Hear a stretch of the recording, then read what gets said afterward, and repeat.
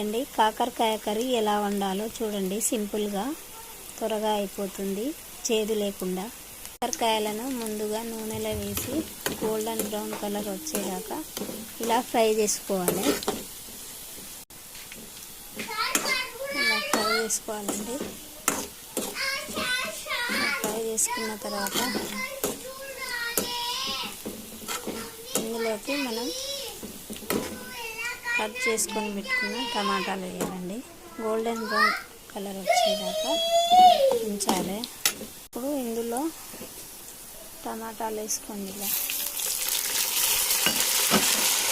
టమాటాలు వేసినాక ఇందులో కొంచెం సాల్ట్ వేయండి. మీద ఇలా సాల్ట్ వేస్తే టమాటాలు మెత్తగా ఉడుకుతాయండి.